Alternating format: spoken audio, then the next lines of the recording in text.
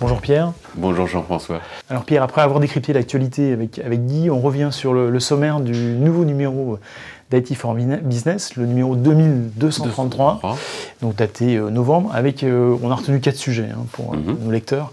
Premier sujet, j'allais dire c'est un sujet éternel, les relations entre l'USF et SAP. Il y a une convention USF en mois de novembre. Fin octobre. Fin octobre. Alors on rappelle pour nos lecteurs égarés que l'USF c'est une union, enfin c'est le regroupement des utilisateurs SAP francophones. C'est ça. Simple. Et donc c'était l'occasion des utilisateurs de rencontrer le nouveau patron des SAP France, Gérard. C'est ça, parce que ce qui s'est passé cette année, c'est que l'USF a changé de patron et SAP France a aussi changé de patron, avec un patron, Gérald Garsanti, qui a changé de HPE à Oracle à SAP. Et tout le monde se demandait qu'est-ce qui allait pouvoir se passer, est-ce que ça allait enfin bouger, parce que les utilisateurs sont un petit peu fatigués des pratiques de SAP. Mais il y a eu une enquête de satisfaction qui dit que les clients ne sont pas mécontents de SAP, il n'y a pas de souci, SAP fait bien les choses. Il y a toujours les problèmes sur les prix, sur la type de tarification des licences, c'est compliqué.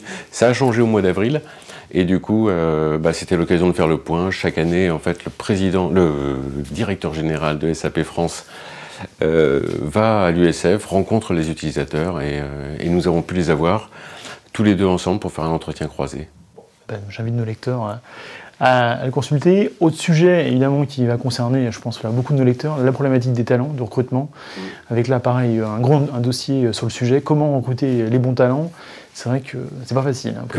Comment les attirer, comment les retenir. Les retenir aussi, c'est toujours la même problématique, on pourrait dire, mais là, ce qui change, c'est qu'on sent que le gouvernement agit.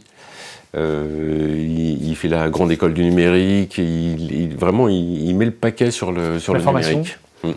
Donc la formation, c'est aussi pour les DSI, savoir s'ils vont les chercher, il ne faut plus aller chercher les ingénieurs uniquement dans les grandes écoles, il faut aussi aller dans les écoles spécialisées.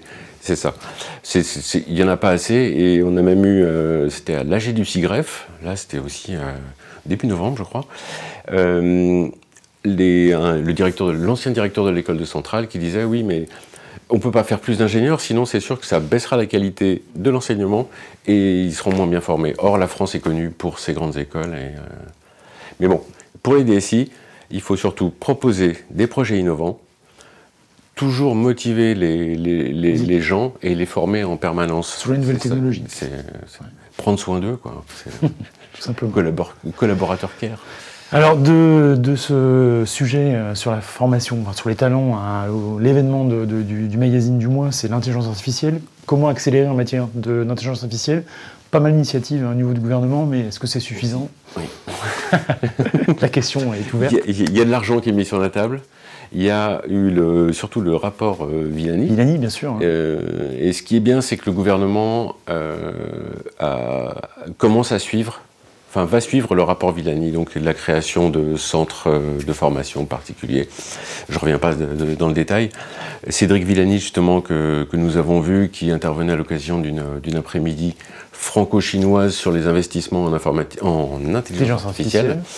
Et c'est toujours un plaisir de savoir que les choses avancent, qu'il faut qu'on fasse plus. Mounir Majoubi l'a rappelé à l'AG du SIGREF, il veut que 100% des entreprises françaises utilisent l'intelligence artificielle, donc on met le paquet. On met tellement de choses dedans, c'est pas trop compliqué. Voilà. Mais il faut suivre l'exemple chinois. Bien sûr. Quelque part, parce que le fait que tout le monde l'adopte fait qu'on a beaucoup plus de données et du coup après ça va beaucoup plus vite. Bon. Donc voilà. Bonne lecture encore à nos lecteurs. Et puis pour conclure, Pierre, un dossier sur un sujet éternel, le stockage, pour nos lecteurs. Alors évidemment, la problématique d'explosion du volume de données, elle n'est pas nouvelle, mais bon, là pour le coup, elle est vraiment concrète. Plus après, un secteur qui bouge beaucoup, avec le software defined storage. Avec des nouvelles technologies, comme vous dites, le software defined storage. Il y a aussi le cloud. Bien sûr. Le cloud. On-premise cloud. Est-ce qu'il est privé, est-ce qu'il est public, tout ça, les DSI doivent savoir gérer où ils mettent leurs données, si leur infrastructure combien de couches doit avoir leur infrastructure, et aussi, pourquoi pas mettre de l'intelligence artificielle dedans, qui va aider à automatiser la gestion des données, les mouvements de données. Et je pense qu'on parlera bientôt d'un autre sujet le mois prochain sur le mouvement justement des gros volumes de données.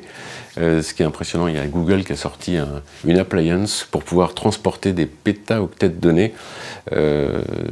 Plus simplement parce que sinon, si on faisait ça avec les réseaux, ça prendrait beaucoup trop de temps.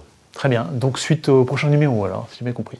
Et puis pour conclure, Pierre, pour nos lecteurs qui sont DSI, le grand événement du mois de janvier, c'est le DSI de l'année, que vous organisez maintenant depuis 20 ans, parce que ce sera la 20e année. Ce sera la 20e édition, ce qui est quand même... Et pour nos lecteurs, ou comment dirais-je, les internautes qui nous regardent, pour ceux qui veulent déposer des dossiers, tout simplement, pour participer et concourir au DSI de l'année, c'est ouvert, c'est jusqu'au 30 novembre. Alors je crois qu'il ne faut pas avoir peur de déposer son dossier. Non, pas forcément être DSI surtout, et je m'adresse plus particulièrement aux femmes DSI, déposer des dossiers. Chaque année, on nous dit qu'il n'y a pas assez de femmes. Mais il faut candidater. En plus, il y a 6 catégories. Donc DSI Open, DSI augmenté, DSI as a service. Je ne les détaille pas tous. Mais ils sont sur le site. Ils sont sur le site. Donc, encore une fois, n'hésitez pas, c'est ouvert à toutes, justement, et à tous. Plus on aura de dossiers, plus ça sera représentatif de ce qui se passe dans les entreprises, dans les organisations, parce qu'il y a aussi un grand prix pour les collectivités publiques, me semble-t-il. Donc, n'hésitez pas, c'est jusqu'au 30 novembre, et vous avez encore largement le temps. Pierre, merci d'avoir découvert avec nous le sommaire de ce magazine.